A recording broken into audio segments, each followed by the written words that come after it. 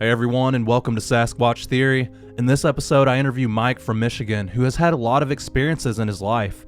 For anyone who is a skeptic or even open to the idea of Bigfoot being a reality, you'll be sort of in a tug of war within your mind about these creatures actually existing in our reality.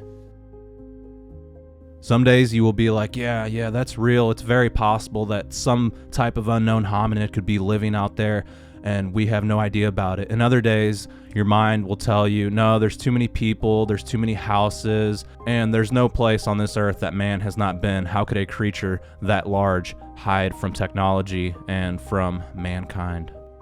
When you have a lot of strange experiences out in the woods, but never seen the creature, it's the same way. Some days you are sure that that's what it had to have been, and as time passes, your mind will explain everything as a natural occurrence.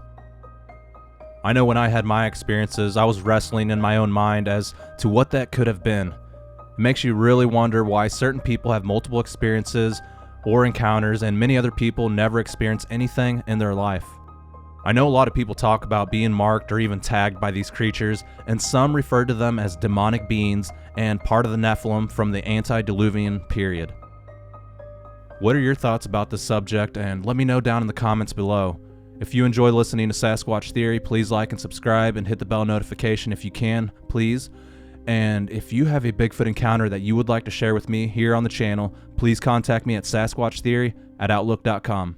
Alright guys, with all that being said, let's dive into this next set of Bigfoot experiences from the state of Michigan.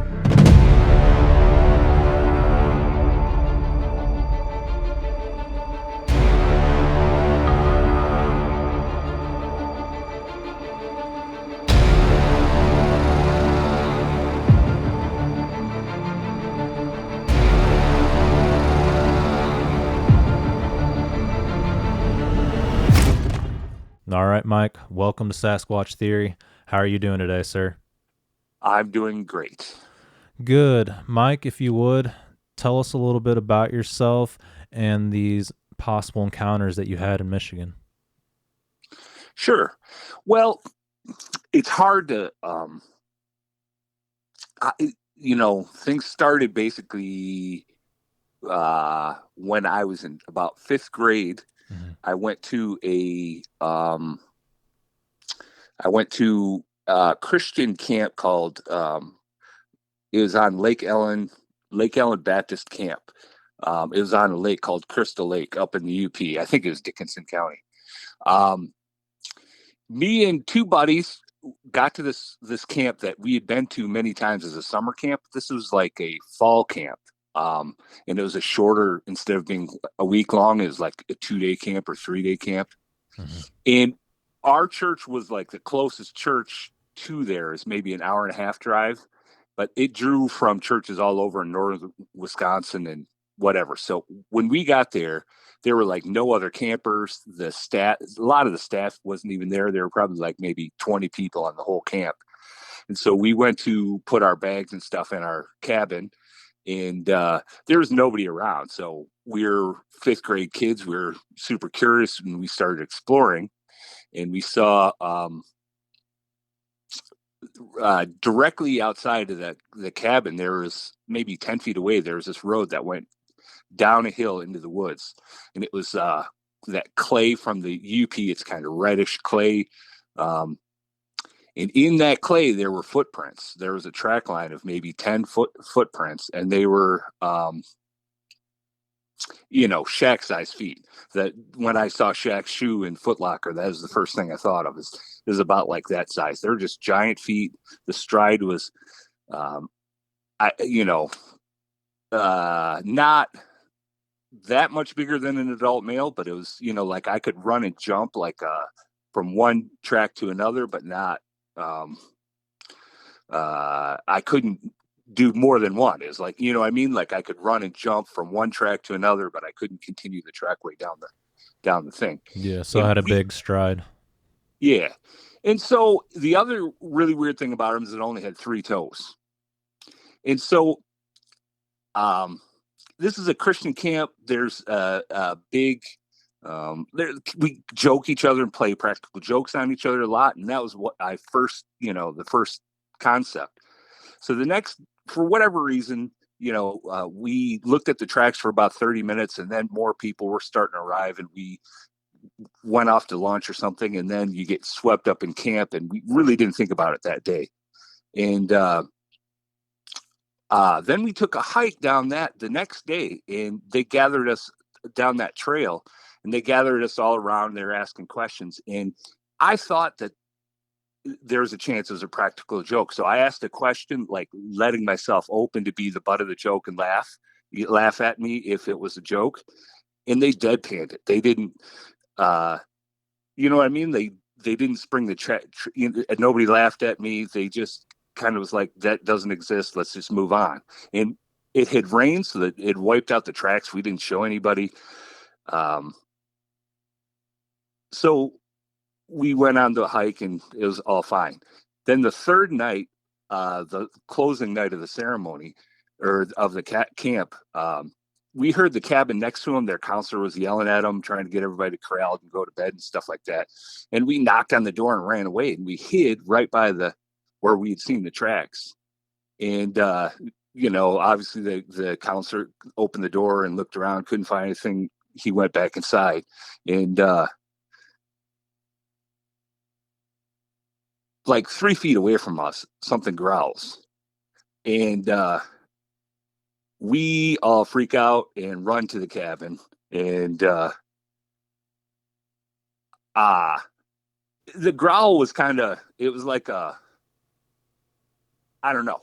It was like a level growl, like like it wasn't like you can tell if a dog's about to attack you. The bark will break. It'll go up. It'll be like, you know what I mean? Like this was just like a warning growl kind of. And we took the warning and ran inside. And then that night I heard screams in the woods that were, you find out later, were frequently associated with, it sounded like a woman screaming hysterically in the woods, but it wasn't hysterical. You know what I mean? It was the vocal range, but without the emotion. If that sounds, and I was the only one who heard that. So that was like my first experience, and I got really into reading books for a little while. And then the movie Harry and the Hendersons came out, and I it made it funny, and I didn't believe it anymore. And I just went on, being a high schooler or, on with my life. But I did when the internet first came out, I put a response to the what's Matt Moneymaker's program? What are those guys called? Finding Bigfoot. Yeah, but their original organization. Oh, the BFRO. Right. So I filled out a thing for the BFRO, and that's on the webpage. Right when the internet first came out. So that was it made me interested in Bigfoot. Mm-hmm. Isn't that weird how Hollywood will like desanitize people with the films they make, such as like Harry and the Hendersons? It's like it makes you not believe that it's real, because it seems like, they took over the subject and made it out to be something that's fake. Well, here. I'll go ahead. So that whole experience of having an experience that's right there, that you are sure happened, you're sharing it with friends, you can talk about it with friends, in utter belief, right? And then the Hollywood movie, and then time, and you start doubting yourself, and everybody says it doesn't exist, and you lose confidence in that belief, right? That whole process has repeated for me multiple times, where you can talk yourself, you can rationalize it, and then something new will happen, and then all of a sudden your belief is 100% like, this is the thing that's out. You know what I mean? Mm-hmm. Yeah Once you experience something, it changes you. It does, but what I'm saying is, like, if it's not like 100% cemented, you'll keep on wondering. You're like, could it have been a bear? You know what I mean? And especially as you'll see, like a lot of so now I've moved into a house, and I have something that lives behind my house, not all the time, but frequently. Um, and this is that whole process of like believing and losing faith and belief. And so that's why I wanted to talk to you and hoped you can coach me through this kind of. So I move into this house, and the house is way out in the woods in northern Michigan. Like I can't even get good internet connections or cable TV to my house. That's how rurally I live. I'm surrounded by swamps. I have a kind of main road cuts through the middle of this giant swamp, and there are houses on both sides of that road, but there are not too many secondary roads off that road. And if there are, they don't go very far. You know what I mean? There might be a cluster of houses, right? Mm-hmm. Yeah. So you're pretty far out in the sticks. Yeah. And so when I moved into the house, my neighbor was a bear hunter and had a dozen dogs, and they barked all the time, like 100% of the time they were barking. And I never thought anything of it. I haven't been around bear dogs. I just, that was normal. I learned to tune them out, and eventually, after like a year and a half, that guy left. And then, bit by bit, a few weird things started happening. The first thing, the other really strange thing is it happened shortly after I started talking about Bigfoot with a friend of mine who's was a bartender at a local bar, and she was native. And she was having a little bit of things around her house, and she was talking to me about it. And then maybe a month later, I don't know. So, the timeline, because this is about 10 years ago, is a little fuzzy, but I heard the Ohio howl, and it was like noon. I'm walking out to my mailbox, and I didn't say that's the Ohio howl because I hadn't heard that. I just hear this loud, booming, monotone note that takes up the whole neighborhood. In my neighborhood at that time, that I told you the guy had moved out. My other neighbor was a long haul truck driver, and he was gone. My neighbors across the street were both not there. So the little neighborhood was nobody was around. I'm pretty sure I was the only one who heard it. And it was this loud howl. And I couldn't understand what it was. And my rationalization for it was maybe my neighbor was testing a siren. So that was a weird thing. And then I heard you've watched what is that, MK Davis? Have you watched any of his stuff? I think I did in the past. I haven't recently, but I heard he has a lot of good stuff on his channel. He has a vocalization called the Tire Taker. And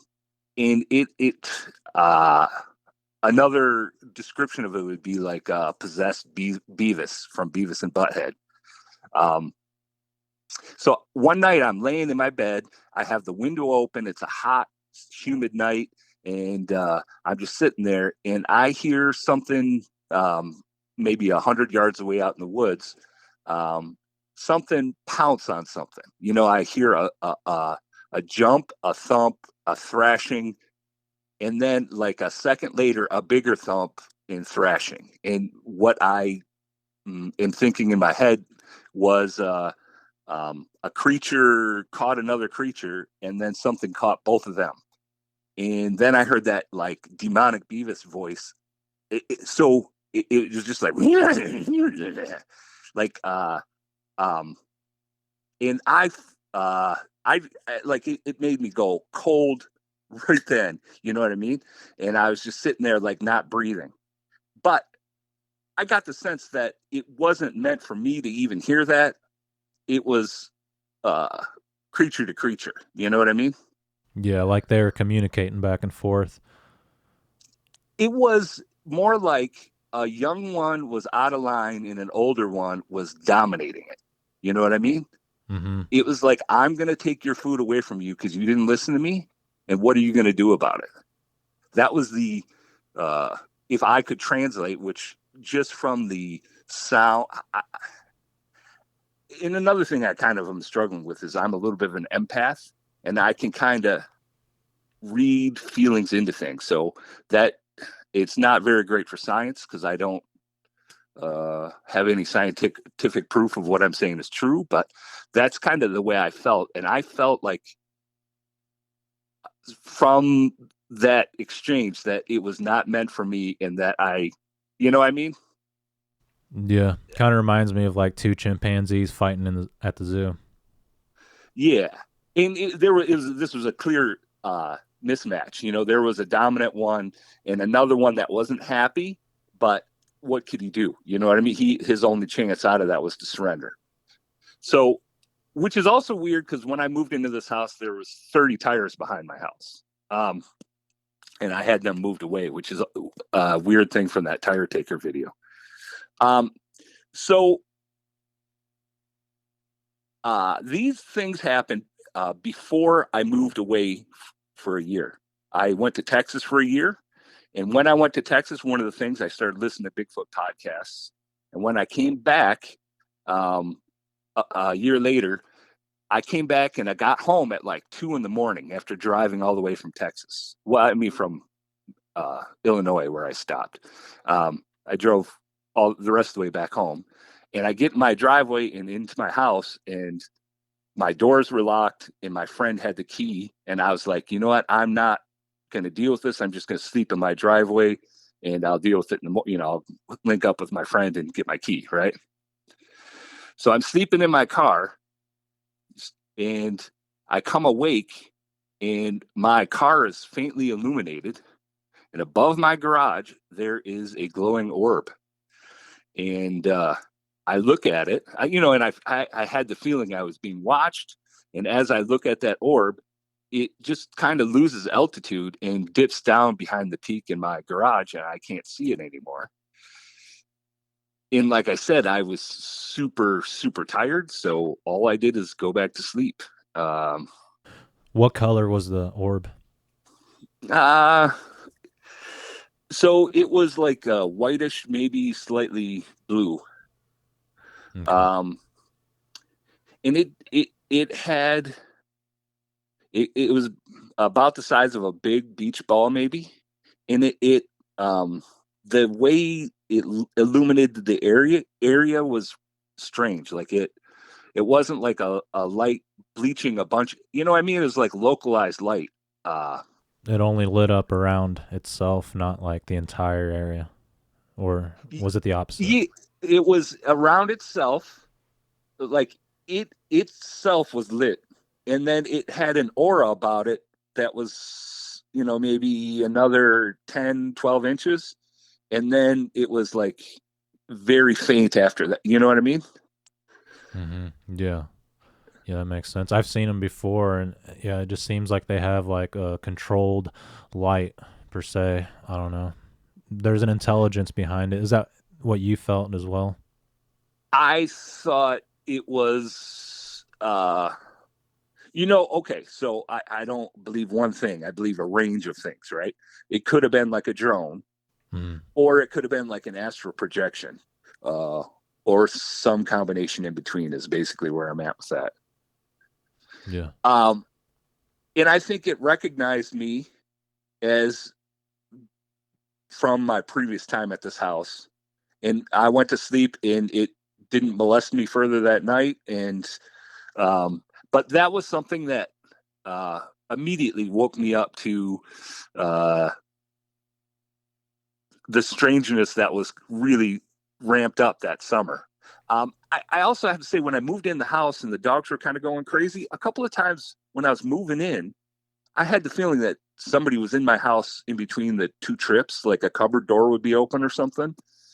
And again, there's no proof of that, but I just had that sense that somebody had been in my house. And I was thinking like, like a little person or something. All right. So I see this orb. Then I get a job nearby and I start working where I get out at I work from like 7 to 3. So at 3 o'clock, I start getting back. I told you I don't get very good internet at my place. So like I would sit in my driveway and play a game on my phone when I got home from work. And this sequence of events repeated multiple frequent times during the summer. I'd be sitting in my car playing my game, and at the end of my driveway, I would hear sticks snap. And I'd look over there, and there's nothing there. I'd go back to playing my game, maybe a minute, maybe 2 minutes later, 2 sticks snap. I look over there, I can't see anything, go back to playing my game, then like 10 sticks snap. So it's a clear escalation. 1, 2, many. And at that point, I just always went in the house. Sometimes I'd go in after 1 snap. Sometimes I'd go in after 2. And if I was being stubborn, I'd wait until they snapped more. So I like sussed out that whole pattern, and I never pushed it more than the 3 snaps. And I never saw anything. 1 or 2 times I was sitting in my car, and pebbles were hitting my car, and it's clearly not rolling off the roof, and I, because of the orb, I was fairly sure of, and the voice, and I had heard what an Ohio howl was. I'm starting to put together that there's something that's kind of hanging out behind my house frequently. Mm-hmm. Absolutely. And are you aware that the orbs and Bigfoot go hand in hand? Yeah, right. Yeah, I mean, I started listening to the Wes Germer's Bigfoot program, Sasquatch Chronicles, and he talked about that a lot at the time. Mm-hmm. Yeah, so I was aware of that, and like I said, I had prior experiences from my past, and again, like I'm saying, my belief is kind of like fluctuating back and forth. Like, when I hear 3 sticks snap in the woods like that, and I get a little creeped, it's a warning to me. That's what I'm taking it. Like, wouldn't you take it that way? Like, mm-hmm. Yeah, several times that I know for sure I've had Bigfoot around me. That's what I would hear is like this light stick break, and it keeps happening over and over, and it's not as loud as a squirrel or maybe even a bird. It's pretty light, but you can tell like something's there. And I mean, sometimes they can be loud, of course, but I mean, I've seen them after that happened, so like I know it's them, and they barely make any noise when they move through the woods. It's pretty creepy. And the fact that you were seeing the orbs, it definitely lets me know that they were watching you, they were around the area, and the stick breaks and the snaps that you were hearing. That's Sasquatch activity for sure.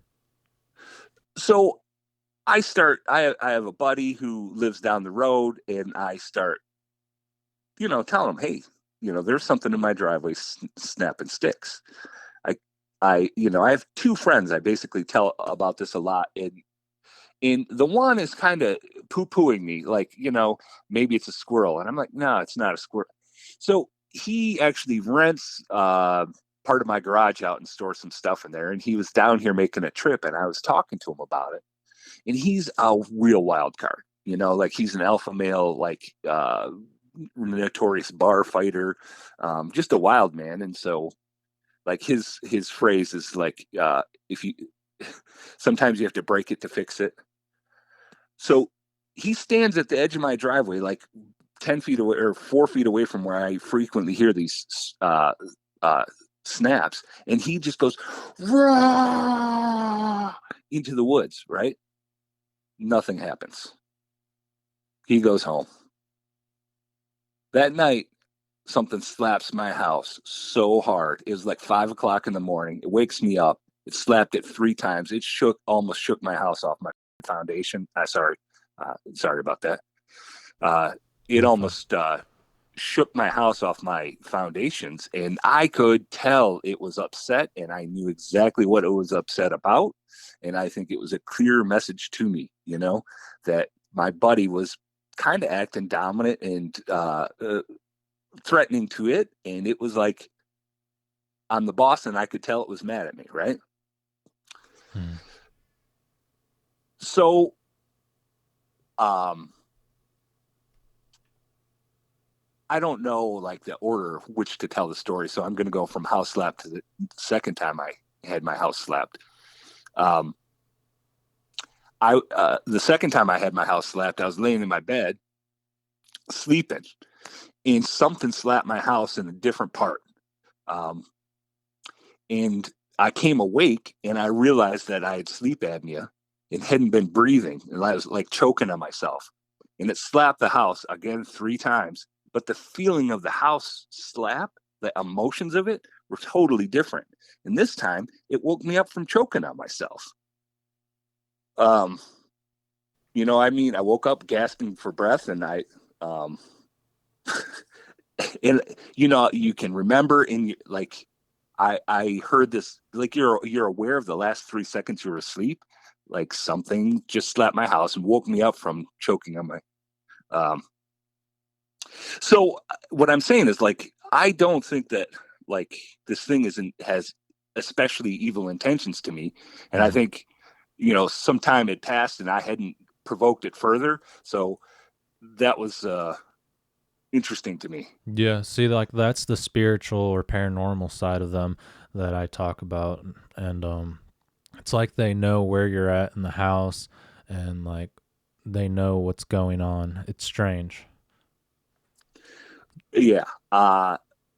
So on that note, also, and this is the balance between the physical and the supernatural, because I believe there's a supernatural component to them too. But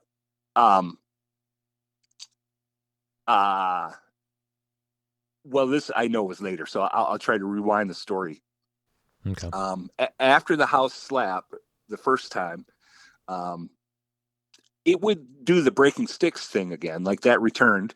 But the first day of hunting season, I came home, and I don't hunt, but I just remember it was the first day of hunting season. I came home, and when I went into my house, instead of doing I just went directly into the house. When I walked inside, I heard what kind of sounded like a tree slap, but not exactly, because I think it was done with the mouth. The other sound, it kind of imitated what was a small arms fire. You know what I mean? Like, it was a popping, smacking sound. And it happened as soon as I went inside, right? Yeah. So then the next day I come home, and that process is repeated. So then the next day I think I'm going to be clever. They've done this 2 times in a row. I think they're hanging around my house because it's hunting season and it's a more safe area, honestly. So when I go into my house, or when I park my car, I hit record on my iPhone and walk inside, and I can sense that they're there, but they don't make the sound. And I was trying to trick them, and they didn't make the sound. Also, I guess the theory, because this one summer this was happening 4 times a week where they were doing that branch breaking or more, 4 times a week when I stayed out in the car. You know what I mean? Sometimes I'd go directly inside. So, and I had just come back from Texas, and that buddy I had, actually the buddy who yelled in the woods, he'd kind of been watching my house, and he had parked a bunch of cars in my front yard, like 9 or 10 cars that he had acquired and was going to try to fix up or scrap or something. I don't know. And in my side yard, nobody had cut the grass, and it's a fenced in yard, and the grass was like 4 feet high. And so my theory is that something was bedded down on the far side of that house in the fenced in yard, kind of camouflaged with that tall grass and blocked from the road by the cars. And I think it was climbing the roof and staying in the corner of my house. And I think there was another one that was a watcher that would direct my attention back towards it. So I would walk right past this other one, even though it was, through a wall, but the other one would be drawing my attention. And I think it was like a safe area for it to stay, because there was a pattern of grass that was bedded down. You know how like a dog will do a circle and then lay down in tall grass, and it kind of carves out like a nesting area for it. Mm-hmm. You could see where it was laying at then. Yeah, and like if I went out, if I looked out there in the daytime, like early morning, there was no dew on the grass. There was no trail in and out. You know what I mean? And it was a pretty big matted area then, like the radius. Not ginormous, not ginormous, not bigger than a deer would make. You know. Okay. And I almost think it was a nursery for a little one, because my house was abandoned for a time, and it's close to civilization, but no humans were really going by there. You know what I mean? Mm-hmm. Yeah. I just think it was kind of a good, safe spot to have like a little one while it grew up. And they're around my house far, far less now. So I don't think, it's as vulnerable, I would say. I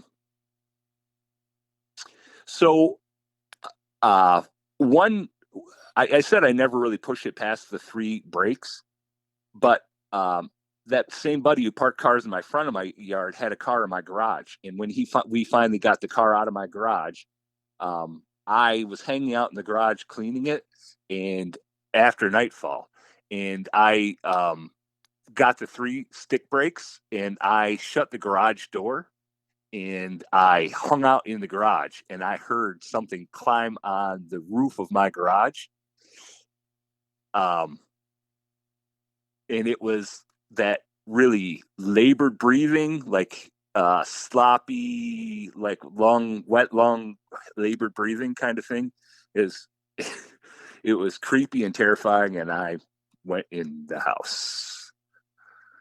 Yeah, I don't blame you. What do you think its message was? I think it didn't know. I had broke from. I think they like me because I follow a pattern that's really predictable, and I'm not overly aggressive towards them. You know what I mean? And I don't think they like me. I think they like me better than my name. You know what I mean? And they are curious. I don't think they're my enemy. So that's one of the reasons why I wanted to call you and talk to you and have back and forth a little bit, is because I don't think they're demonic killing machines. I don't think they're necessarily trying to be like my bestie friends either. And I have no idea, really. Yeah. It's hard to say what they really are. And, I don't know, like my personal belief or opinion, I believe in the Bible, like the Nephilim, the giants and all that, just because that's what people talked about back in the day. And, that's the closest I can come up with it. And I mean, even the Native Americans talk about giants living here. You go to any ancient civilization, like there were giants, or why God destroyed or flooded the planet was because of things of that nature. And I think it has something to do with that, honestly, just because there's no logical answer that we can come up with. And I mean, if anybody's got anything better, then I'd like to hear it, Well, so I was raised Christian, and, fell away from the church a little bit, but never rejected God. And, as I'm getting older, and especially with the way things are going in the world, I'm being drawn more and more back in that direction. Mm-hmm. And I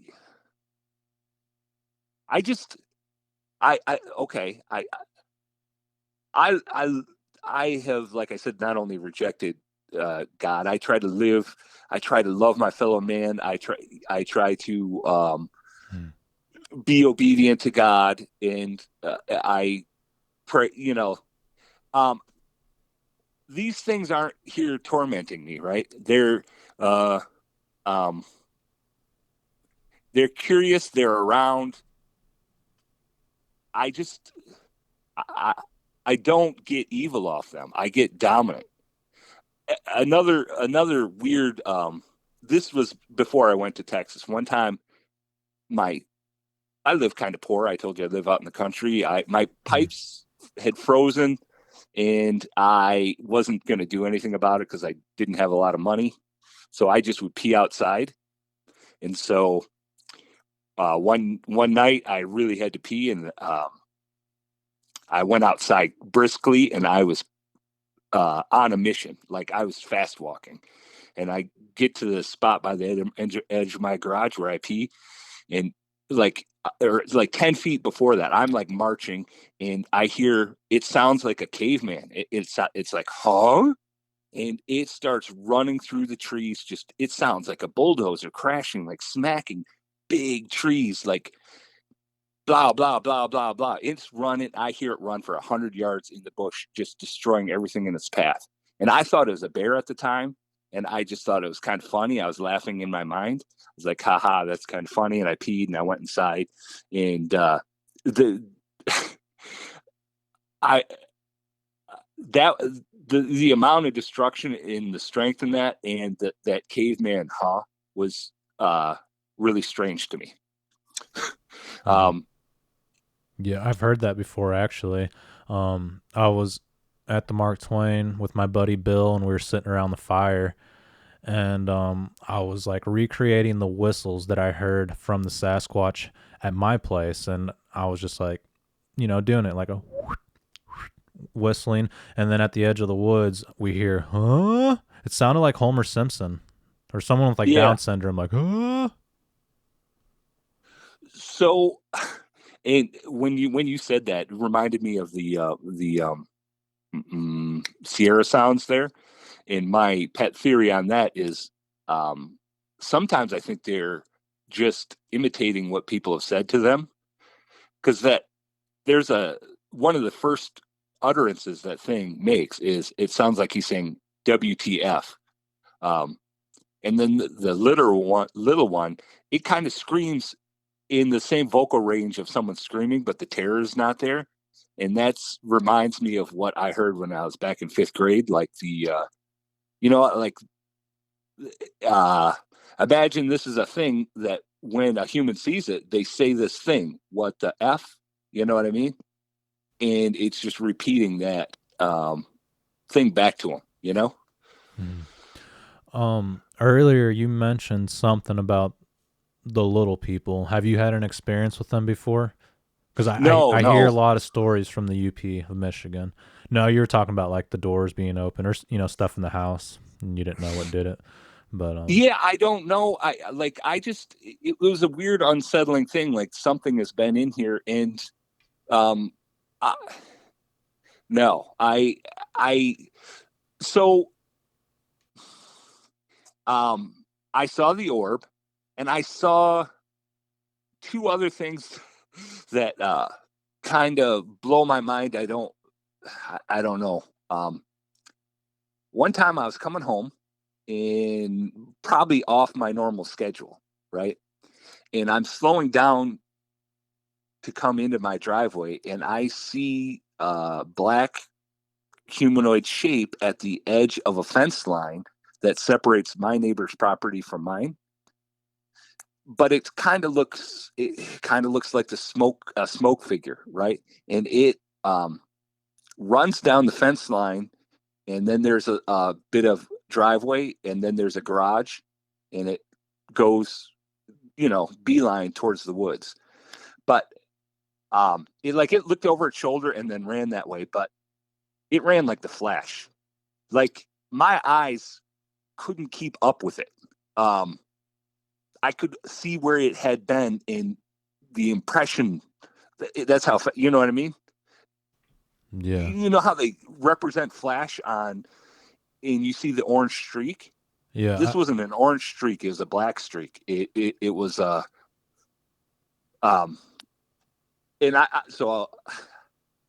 could you convince me I didn't see that? Yeah, I possibly, but these are things on top of things, and you know what I mean? Like, do I believe it even 100% that I saw? Could I?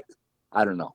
Mm-hmm. I've experienced the same before when I was talking about like the sticks breaking, how I could hear them in the distance.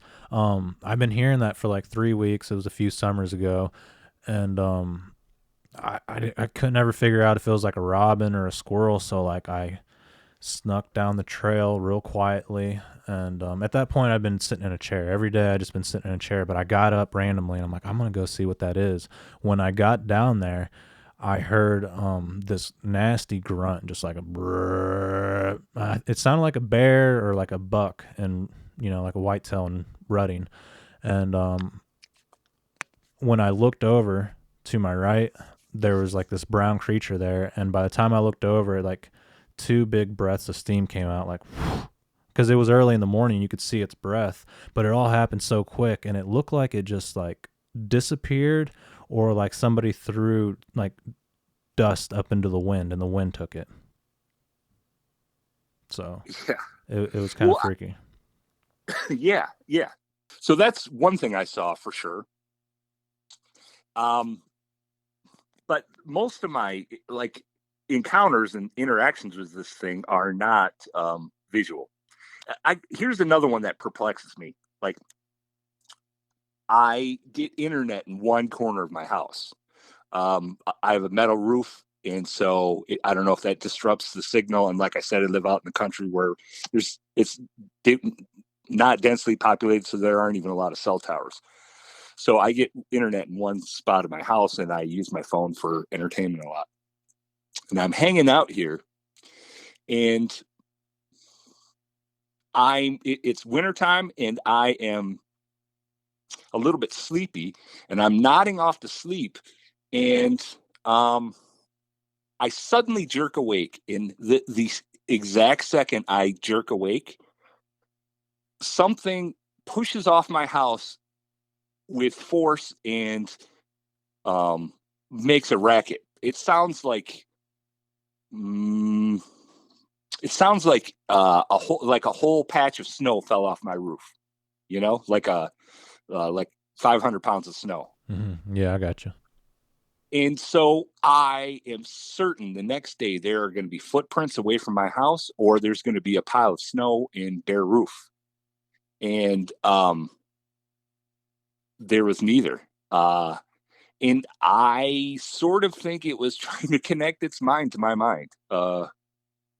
As crazy as that sounds. And again, I have no proof from that. And that is the most hostile, potentially aggressive thing that I felt. I still can't explain that. Another crazy adventure. My car broke down on the way to work, and I got a ride to work, and my buddy gave me a ride home. So my car wasn't in the driveway. That night when I went to sleep, I heard the plastic on my window flutter. And I know it's like in a dead spot where it doesn't get the wind unless it's coming out of the east, which is really strange. And so like I instantly was alert, and I kind of had do you get a sense when they're around? Can you kind of sense? Yeah, I mean, mainly it was like the little stick breaks, and then you don't know until they actually do something like vocalize or wood knock. I had like a snap to attention from that little thing where I just felt its presence.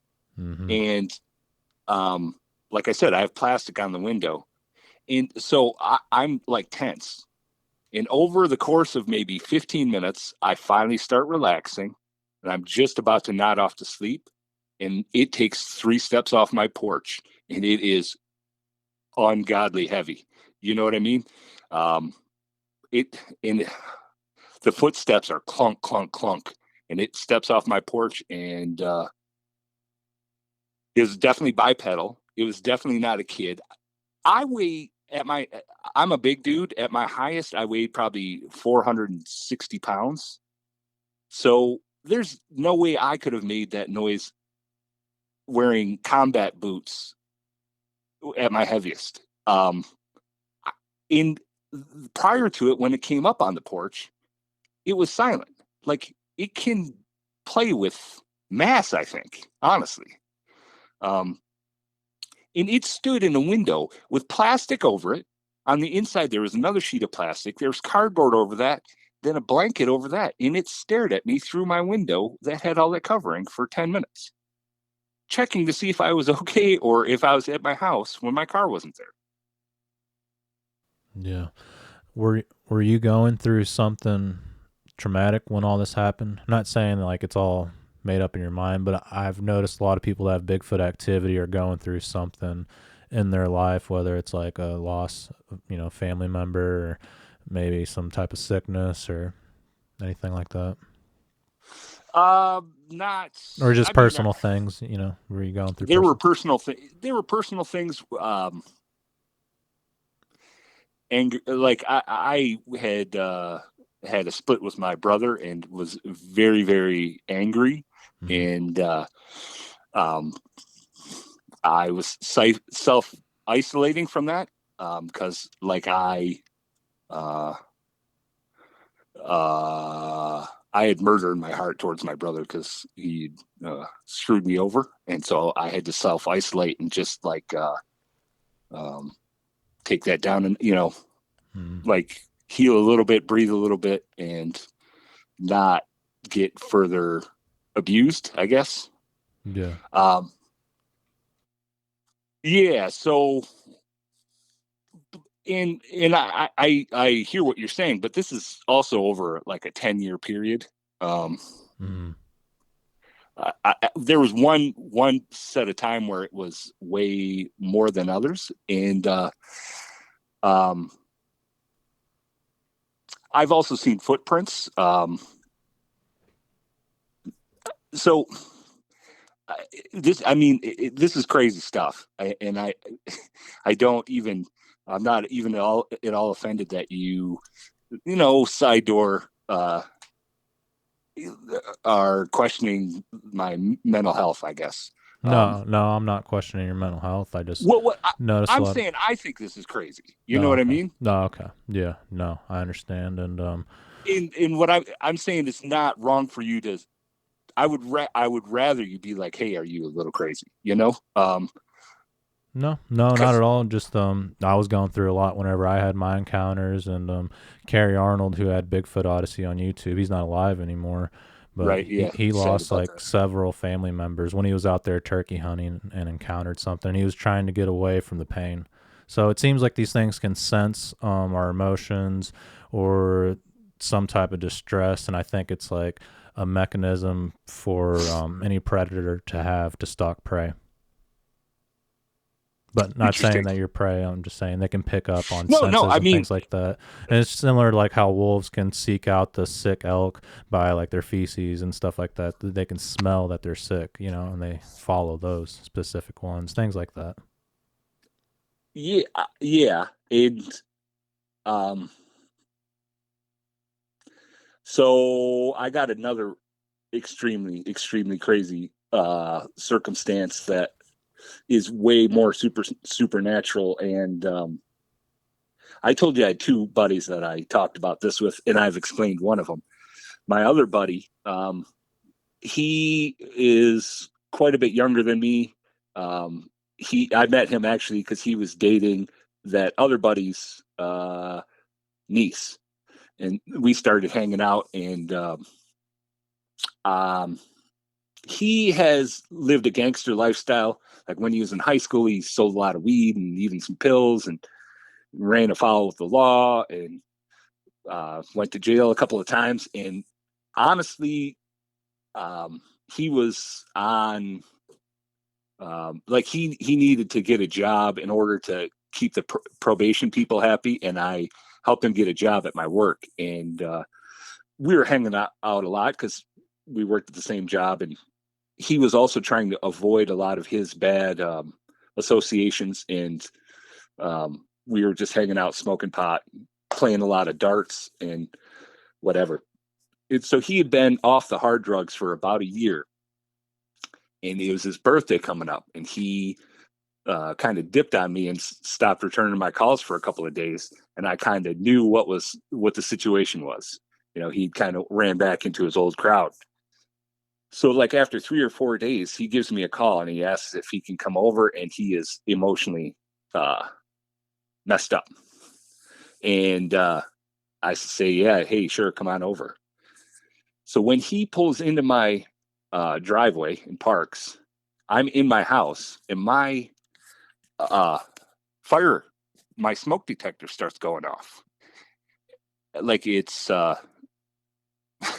it in that it happens like 3 or 4 times, and I finally have to take it off the wall and take the battery out because there's no fire. There's just him. And he proceeds to tell me that he had run back with his old crowd and he was trying to hang out with a girl, and shenanigans happened, and he thinks they gave him bad drugs. And he had done a lot of drugs when he was young, so he has like a tolerance of an unexpected tolerance, and he thinks they were trying to kill him. And he got out of there and went to his mom's house for a couple of hours, and then came to my house, and he was just angry. He's talking murder, you know. He's getting spun up because he's on the drugs. Like, he's getting emotional, and he's getting you know when someone's in a bad pattern and they're like saying the same things over and over again, but they're getting more and more animated. Mm-hmm. So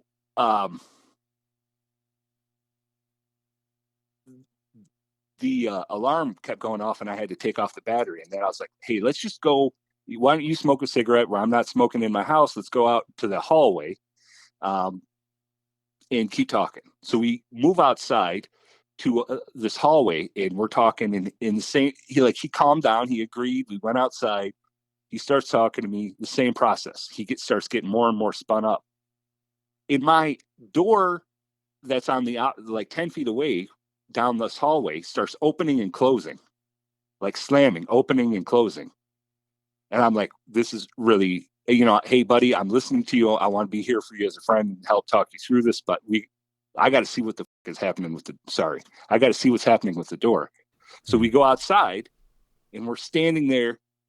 Same process starts up, and then back in the woods, an owl starts hooting, and it's hooting incessantly. It won't stop hooting until I'm like, listen, buddy, but do you hear that owl? And effectively 3 times something de-escalated the situation from my friend from getting spun up. And eventually he was like, fine, I'm going home. And he finished his cigarette and he left and he went home. So. Yeah, that is strange. It's everything about that seemed and felt supernatural. And I think even my buddy, his situation was, I think the drugs had supernatural implications to him too. Again, it's a feeling or whatever. No, they can, a lot of supernatural things. I don't look into the occult, but a lot of the ways they can manifest things are through drugs and things like of that nature.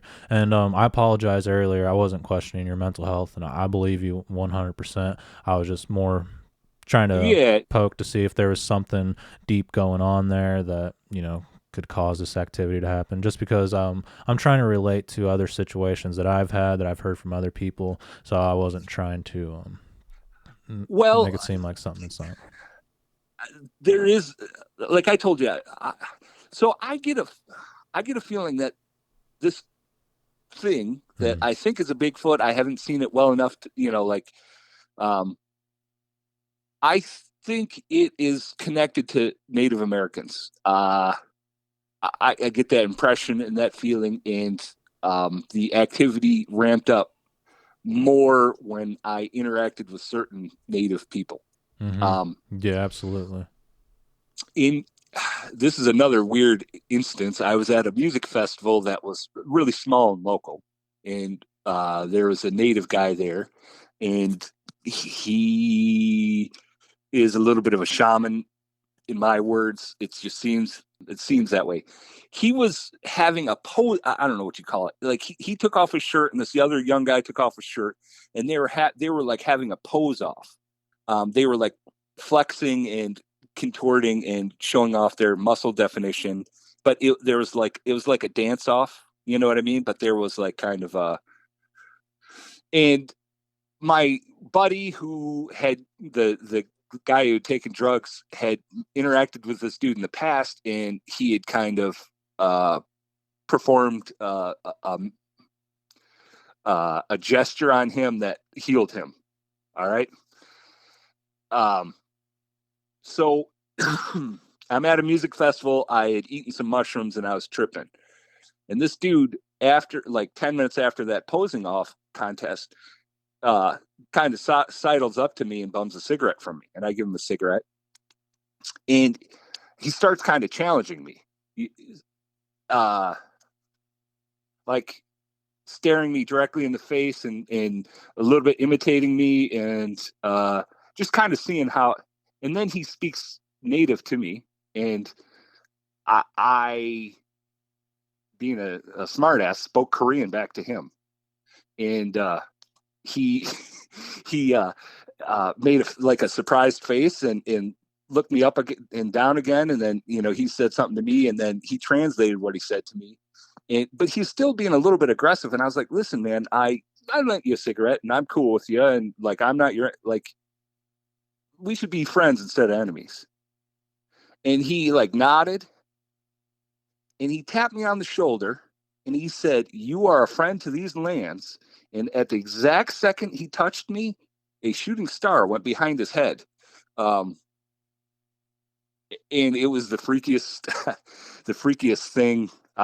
And that was maybe a year before that summer where it was more and more intense. Mm-hmm. Well, let me ask you this. Why do you think the Sasquatch were on your property and why do you think they were watching you? Yeah, that is that's the question. Honestly, I think for one, I'm a big dude who is a big, gentle giant. I can choose violence, but like I said, I was raised Christian. I try to turn the other cheek maybe one or two times, maybe one or times too many. I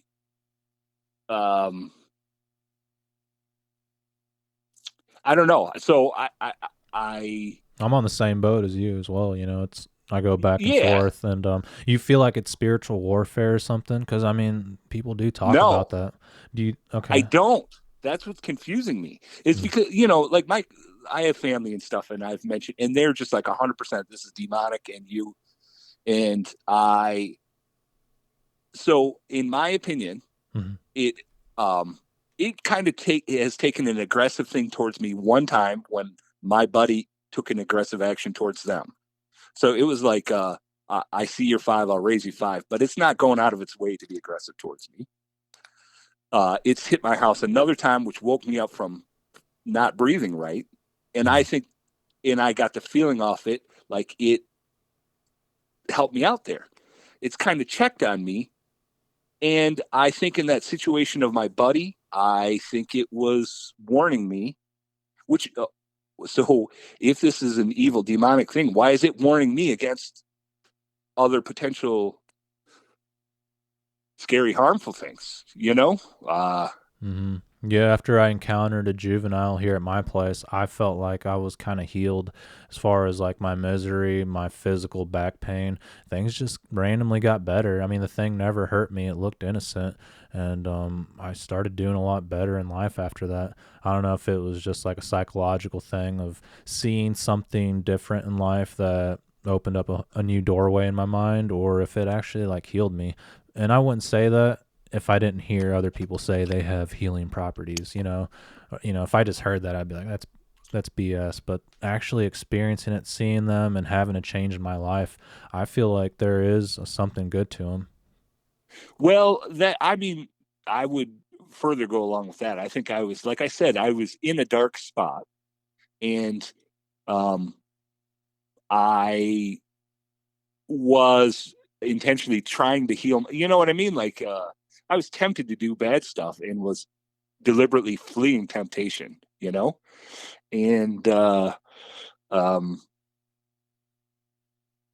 yeah, I think it could. I am completely flabbergasted. I don't have a theory on that. I think about it frequently, like why me? Why? I just have a heart. Like if this thing wanted to get me, I get out of my car and at the dark every night, all year round. You know what I mean? If it can move nearly as fast as that, it could snatch me up and get me anytime it wanted. If it's been in my house, like I don't lock my doors except for when I'm asleep. It could be lying in wait right inside my door if it wanted to.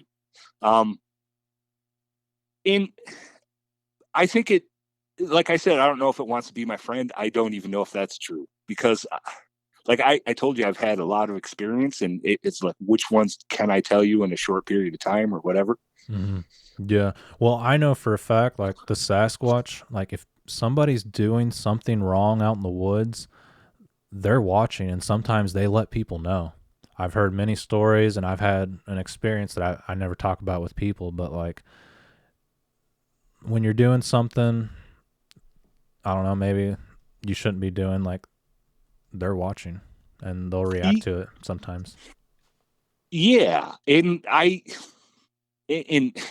like to think that I'm a good guy and they're trying to, they like,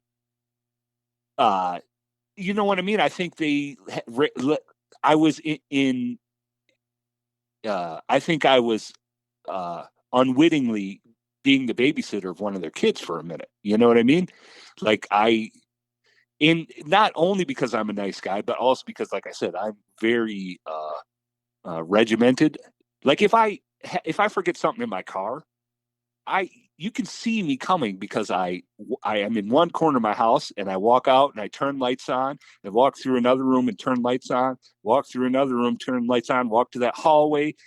You would have all the time in the world to react and just step back in the chat. You know what I mean? Mm-hmm. Like, yeah, absolutely. It sounds like they possibly could have been raising juveniles out there on the property. Yeah, I think for sure that at least one. And like I said, I've seen small footprints and I've seen baffling other footprints. So that same summer that winter, I heard something push off the house. I was in my area sitting in the same spot and I heard 10 feet out of the house, I hear something breaking through the crust of the snow, bipedal, right? I hear it take 10 or 15 steps. I go out the next morning and there are no tracks. Yeah. Then like that's creepy. 3 years later, I have gotten a camper and I've parked it in my front yard and it snowed and there, so there's snow all around. The next morning I go out and there are tracks that start at the edge of that camper and go to my driveway, maybe 30 yards, footprints through the snow. And there are no footprints going in the yard to the camper. It just starts at the side of the camper, full stride, longer than I can walk. You know what I mean? Like, yeah, I've heard that a lot from people where they follow tracks and they just kind of disappear. My theory is that it walked in one time and its footprints appeared in another. like time shifted. Yeah. I'm not, I mean, again, absolutely crazy. No proof of that. Can't. But to me, that is not, I'm not saying that actually happened. I'm saying that's within the realm of possibility that could have happened. Yeah. I mean, I could go on and on and on, but I really don't think that they're my enemy. I don't know. I think I'm more inclined to believe that a little bit of the healing and in the trajectory of my life, I've tried to clean up. Like I'm doing an elimination diet, and I'm kind of doing an elimination diet for my soul too, like cutting toxic people from me, trying to be better at like cleaning my house and doing exercise and so I don't know. And they're around a lot less. I don't know what that means either.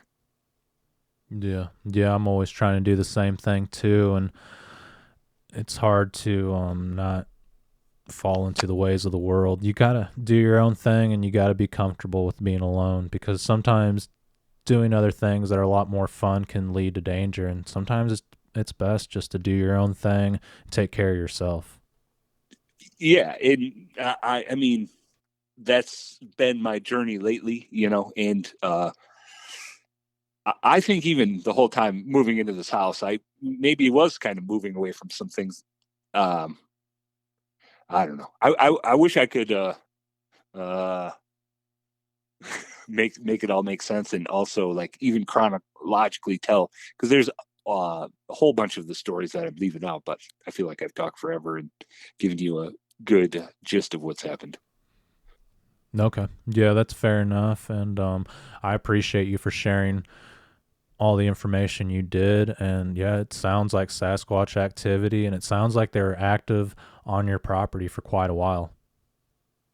Yeah, and let me tell one other story, because this is again from when I was a kid, because it also, like I said, I saw the prints when I was a kid, and something growled at me when I was a kid. But then when I was in high school, so probably 7 or 8 years after that, I went camping out. Me and two buddies went camping, but not really camping. We were drinking underage. I was probably 19, and we just went to a spot that was near the beach. It said no camping, but we knew nobody was there at night. Nobody checked it, so we just car camped. We got out and drank and pitched a tent right by our car. So in the middle of the night, something ran through our camp on all fours, and I could feel its emotions. Like it was like overstimulated, like a dog that's overstimulated, like a little panicky and frantic, and you know, but it ran by the tent like 5 feet away from it, and um, I think it was like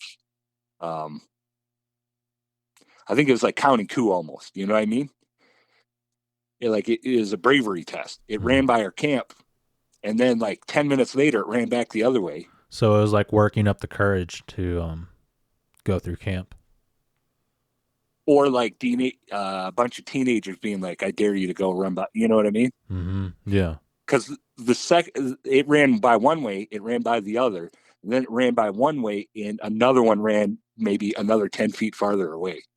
Um, and then I wanted to go out and see what this was, and my friends in the tent were like, "Hell no, you're not going outside. Like you're crazy. Don't do it." And I was drinking. I was full of courage. And they talked me out of it. And then after those things ran by a couple of times, you could hear them outside, like 30 feet away from the camp, just kind of like picking up pine cones and in like really soft movements and stuff. And again, I think that was something. It wasn't a deer, it wasn't a dog. We were calling them the raccoon people at the time. Because my buddies were like, maybe they're raccoons. I'm like, there's no way. Did you hear the size of that? So I've had in even in different spots, I've had like supernatural kind of encounters. Yeah, Not just my house. Yeah, that is interesting. And were you venturing through the woods whenever you were having Sasquatch activity? No, that time, we were camping. The other time was right near. We were just exploring right around, like 25 feet away from our door for our cabin, and uh, yeah. And then the other times, I'm sitting in my driveway playing on my phone, like, it's almost like they're playing with that. Believe me, don't believe me, or they're trying to they're flitting out with that belief, don't believe kind of thing. You know what I mean? Or I think they're so scary to look at that they're kind of prepping me to know they exist so I can comprehend them when I see them. Yeah, very well could be. And it sounds like to me from what you described that, all this is building up towards a future encounter. Could well be, yeah. And another, man, so many things. Sorry, like I don't know if you want to keep talking or whatever, but yeah, that's fine. Well, so when my buddy screamed in the woods, I was sitting at his house one time, and this was after some amount of activity had happened, and I was like sitting there for several days. I had been thinking, man, I just okay, I've seen tracks, I've heard them, I got to see one. I got to see one, then I'll know. So I'm sitting at that buddy's house, and it's a straight stretch for probably close to a mile. And at the edge of my, like where the road turns, like if it went another, if it crossed the road 10 feet farther down the road, it'd cross it in a bend. I never would have seen it. It crossed, something came out of the woods, and it was huge. Like we have bison here, and it was as big as a bison. And it went to the middle of the road, shook itself off, and then finished crossing the road. So it was like designed to draw my attention to it. You know what I mean? Like Yeah. like I had been asking to see it, and it allowed itself to be seen at the most comfortable distance possible. Yeah, it sounds like it. Sounds like they're trying to get close. So here in the future, you might see something step out of the wood line, and I just hope you're ready for it. Yeah, I don't. I mean, I also kind of don't feel like I have a ton to lose, so I would be more apt for that to happen now than like if I had a girlfriend living with me or kids or anything. Like I would be really sketched out if there were, like if it were trying to mess with kids, but like I don't know. I mean,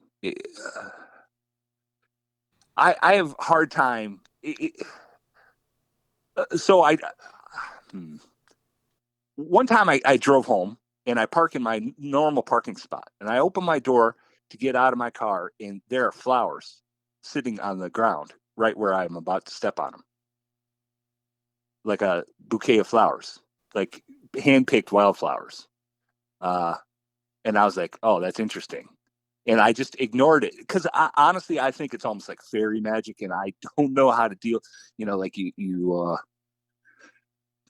if you take a gift from them, what that even means. Like, you know what I mean? Is it like prison style where you take the mint off your pillow and now you're the dude or something? Like I ignore their gifts, right? So 2 years in a row, one time I get home and I walk in my house, and there is a bird in my covered hallway.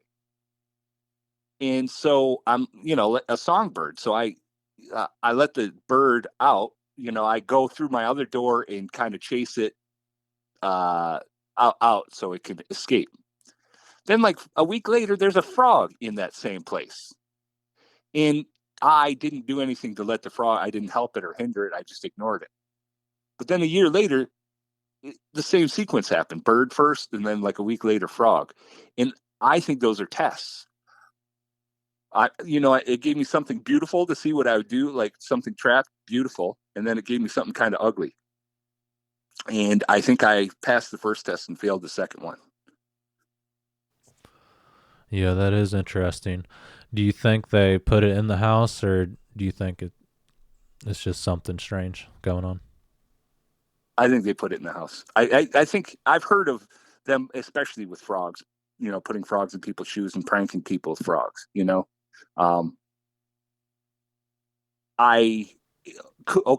could a bird have, I had a doggy door leading to another like square room with another doggy door. So a bird could have like opened one doggy door, and then instead of going out the same one, went through another one to get in. It is within the realm of possibility that the bird found its way in there. But like honestly, that's even crazier than thinking of something put it there. In my neighbors, most of them don't have kids. There's a couple of kids. It's not like, and I mean, this is northern Michigan in the rural. Everybody has a gun. Everybody shoots guns. I'm like the only person who doesn't have a gun, and I have had guns here in this time period. But like, it's not just people messing around. And I don't know, man. If this was somebody pranking me, it would be such an elaborate prank for, again, no payoff because nobody's I mean, you're messing with me and the two people I talk to about it. You know, like I, I don't know. Yeah. No, I understand. And it sounds like they're living up to their name. They're tricksters, they're the watchers, and that's what they do, man. So you say So it's, what are the watchers watching? I don't know, that's what the Native Americans called them. And like in the book of Enoch, talking about like the fallen angels and all that, the Nephilim, they're called the watchers. So Yeah, but that's strange. that fits in.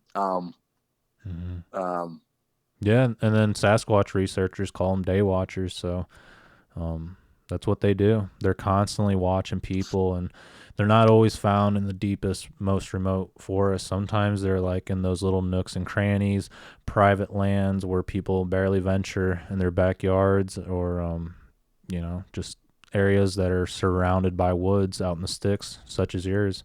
So Yeah, I mean, I could very well think that there was a sentry that was behind my, station there, and then at different parts of the year they would interact with the opposite side of my house, and I think they move in the wintertime. They move to a different area. You know what I mean? Nearby, but a different area. Mm-hmm.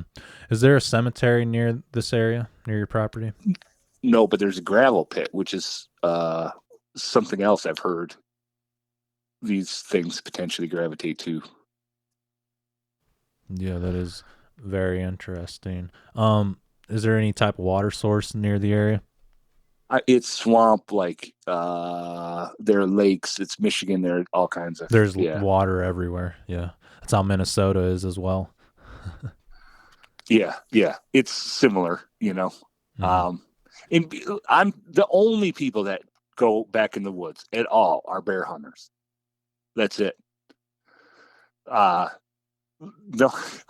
I've never ever seen never even thought of anybody being behind my house.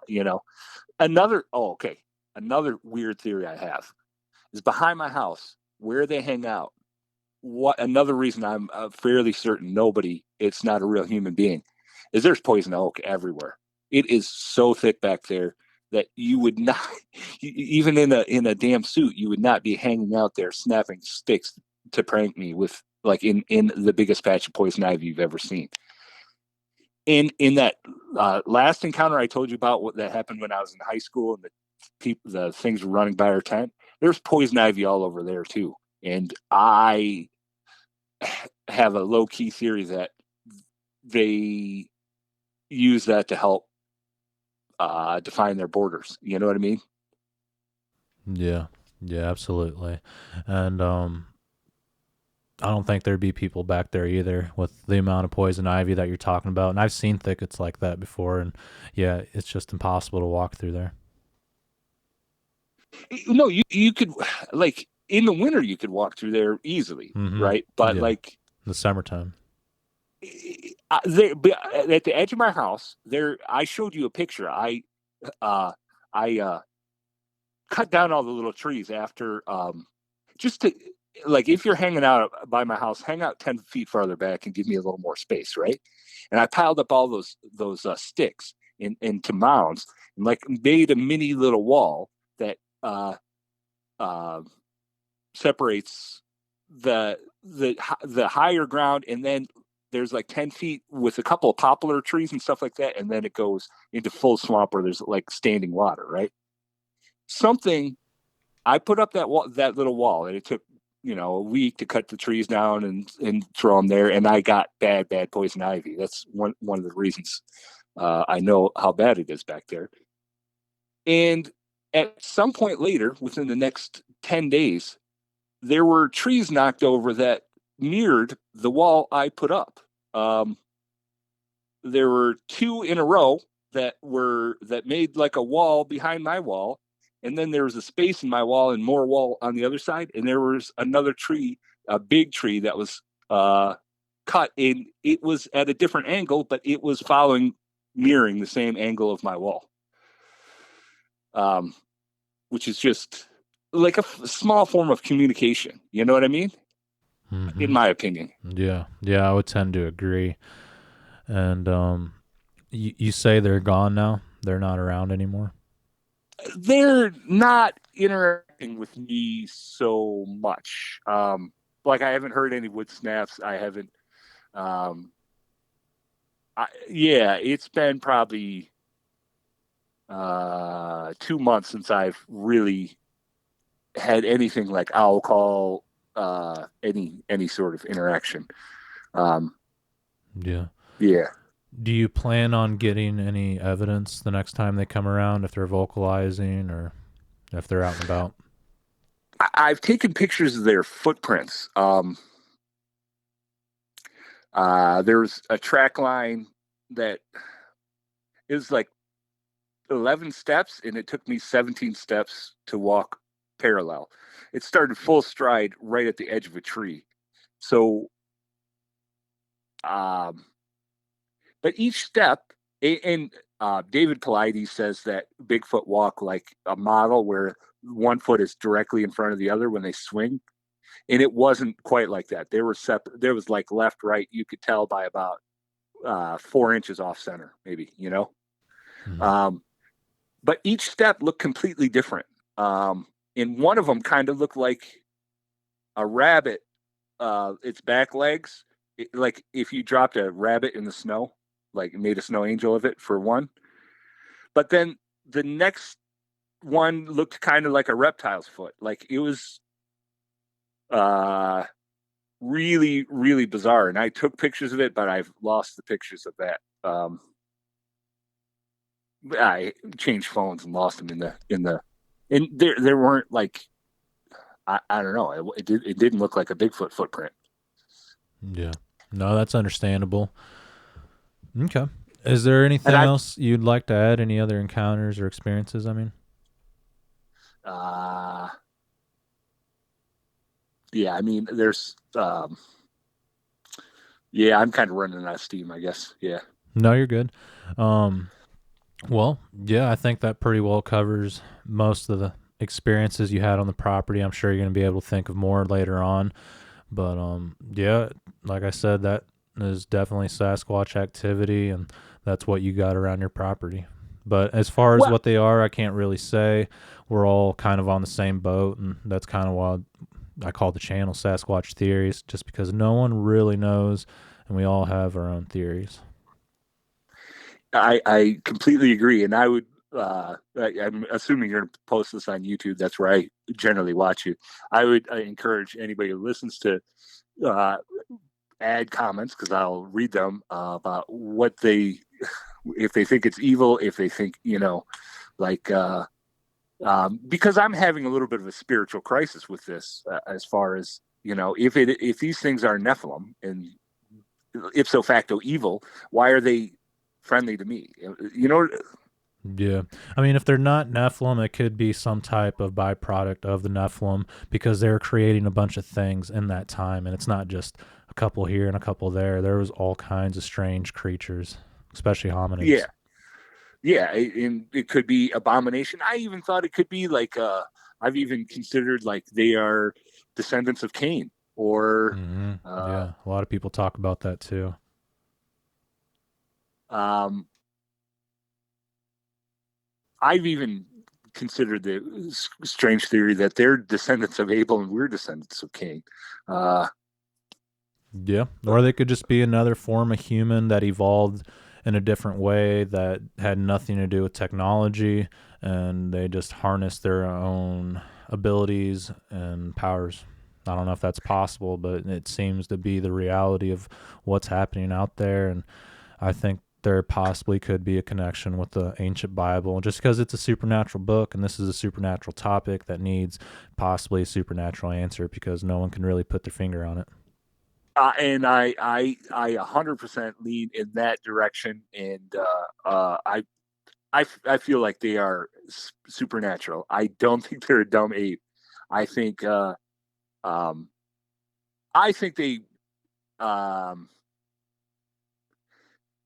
I would guess they outclass us, and I don't think they're dumb. I think they're smart. Someone, I don't think like we do, but I've tried to trick them, and Yeah, you can't. They're smart, and they. I don't know. Yeah, It's supernatural for sure. yeah. And I mean, supernatural doesn't mean that they're not physically here either. Because I mean, like, if you read the stories of like Jesus, he was a supernatural being, but he was also murdered on the cross. So Yeah. it's hard to say what supernatural really is. And I think it's just something that science doesn't understand. And there possibly could be other dimensions, other life forms on this planet that are just more advanced than us, that they're always a step ahead of us. Yeah, and that's either it has to follow some law and it can't hurt, or it is. I agree with you, and I was raised Christian. I think that's the way I kind of want to go, but I also have learned about Irish folklore and things like that, and these creatures kind of seem like Indian fairies, basically, like not necessarily good, not necessarily evil, more person to person, and kind of like connected to the land, like animus kind of, from the land magic. I don't know, supernatural. Yeah. And I get a native vibe off them. Mm-hmm. Yeah, it's kind of hard to describe a lot of the feelings and what it is, just because like a lot of it's something you see or hear and you're perceiving it in your mind. So to put it into words is difficult to describe sometimes. Right. Yeah, for sure. Yeah. Okay. Well, Mike, I really appreciate your time and your willingness to share your experiences here on the channel. And you're just going to have to keep an eye out, because there's certainly Sasquatch out there. There's paranormal stuff happening, and you're just going to have to take it one step at a time and see what else unfolds. Yeah, for sure. It's the fun of it, right? Yeah. And if you ever need any help, just feel free to reach back out, and I'll be glad to help you any way I can. All right. Honestly, talking to you has been a good help already. Thank you, sir. Yeah, it's no problem, and I appreciate talking to you. I really enjoyed listening to your experiences, and I could really relate to everything you were talking about. Thanks. Yep, no problem. You have yourself a good day, Mike, and you take care of yourself, okay? Thanks. Have a great one. Yep, you too. Bye. Bye.